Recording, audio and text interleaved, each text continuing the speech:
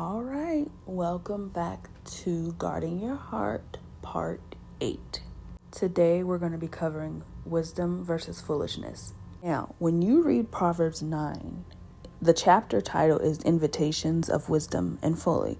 So both of them invite you, meaning they lure you in somehow. So the Bible talks about how wisdom cries out at the gates. That's the gates of your mind. You know those thoughts where you're just like, I know this is wrong, I'm not going to do it. Or I know this is wrong and I'm going to do it.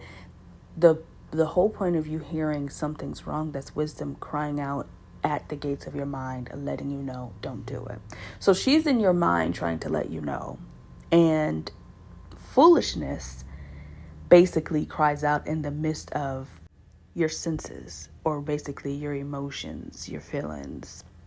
And when you go based off those things, you're going based off the flesh and what you want to do versus what you know is right. And living in this fallen world, it's easy to get those senses that we have, which is what we can see and feel now.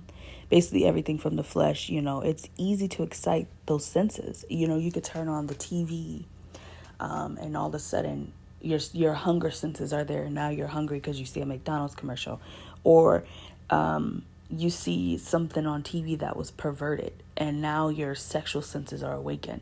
So it's easy to awake those senses and activate foolishness. But those pleasures, those temporal pleasures of foolishness, never bring lasting satisfaction. Wisdom, on the other hand, can bring you a long-lasting satisfaction.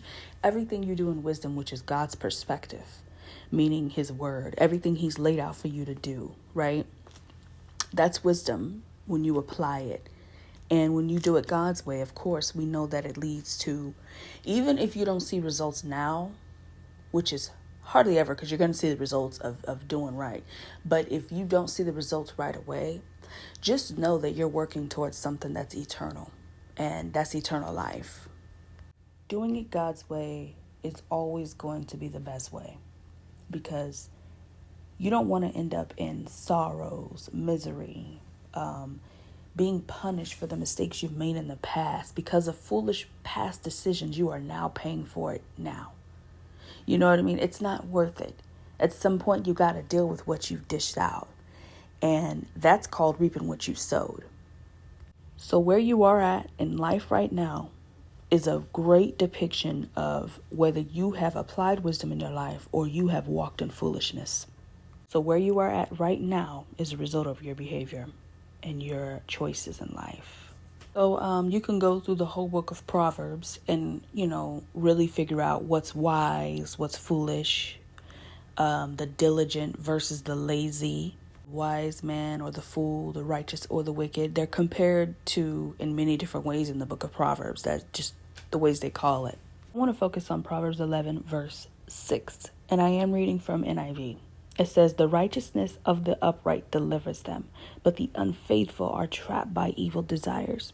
Basically, the decisions that you make in wisdom, the right decisions, delivers you. It keeps you out of trouble. It keeps you on the right road.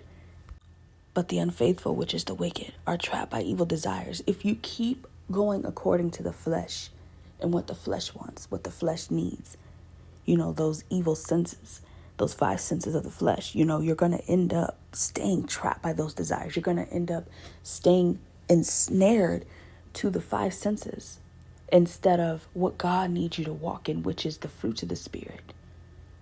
Now, there are some people who know better, but they don't do better. And when they don't do better after they know it, they become ignorant because they're ignoring the instruction. Fools lack sense. They enjoy wrongdoing. They avoid wise people. They feed on foolishness. They love to argue. They don't even respond to punishment. Like, they don't learn from the first time after sinning that they shouldn't be doing this no more. They have eyes that wander from the ends of the earth, like they just want. They never stop wanting. They blame all their failures on God. They are proud. They're arrogant. They scorn advice from the wise people. They always repeat their foolishness. They go back to it like a dog goes back to vomit. They trust in themselves, which is really dangerous. They always unleash their anger. They don't even know how to stop their anger. They cause fights and insults. They receive no honor. They enjoy the foolish way, right? On the other hand, the wise, they enjoy wisdom. They consider their steps. They think before they speak. They seek knowledge. They value wisdom above anything else of this world, riches or whatever it is. They respond to correction. As soon as God corrects them, they're like, no, I'm going this way. I learned the hard way the first time. No. They have eyes on the wisdom continually. They profit from correction as well. They trust in wisdom. They control their anger. They're crowned with knowledge and understanding. They know how to calm their anger. They stay on the straight path. They avoid the wicked paths and they grow stronger. So wisdom helps you grow stronger. Wisdom also comes with a lot of promises. She keeps you from death. She keeps you from the enemy's traps and snares. I mean, there's so many things that wisdom can do for you if you would just give her a chance. And all throughout Proverbs, you'll see where God just basically compares the righteous versus the wicked, which is the foolish versus the wise. So he's basically saying, hey, I don't even like the sacrifices of the wicked, but I delight in the praise of the righteous. But he loves the righteous. Like, he lays it out like, this is my child right here, the one who does these righteous things, because they have the fear of the Lord, meaning they have the respect. They have respect for God. They have integrity. Like, they don't sit here and just disregard that God is God. You know what I mean? They don't live like they're little gods. You know what I mean? Like, they don't try to make their self an idol. And I always tell people, make sure the Lord is Lord over your life. And I'm not just talking about you saying it. Live like he's Lord over your life. So always remember, if you do anything out of foolishness, they are short-term results. But anything you do for God and in wisdom is long-term results. God has a very vocal voice when it comes to the things that he wants you to do. The Bible is not hard to understand. It's just those people who don't want to correct the way they're living. They want to continue to live the way they want to live, which is foolishness. And anything done without wisdom is a mistake. So always remember to keep that in mind. Guard yourself by walking in wisdom. Don't walk in foolishness. That is why the whole book of Ecclesiastes, Solomon wrote it. And basically, the moral of the story at the end of the chapter was, hey, anything you do without God is vanity. It's a waste of time.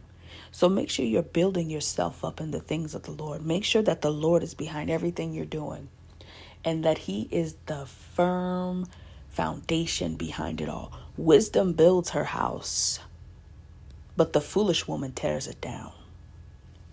So that goes for your spiritual life as well. Make sure you're building yourself up and you're not tearing yourself down by your actions or by your words.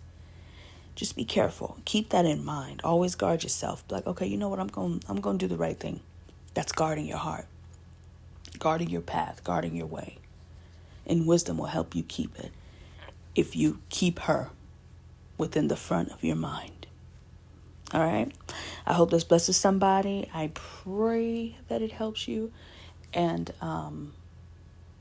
so be blessed. May the Lord shine his face upon you and look upon you continuously and cover you under the blood.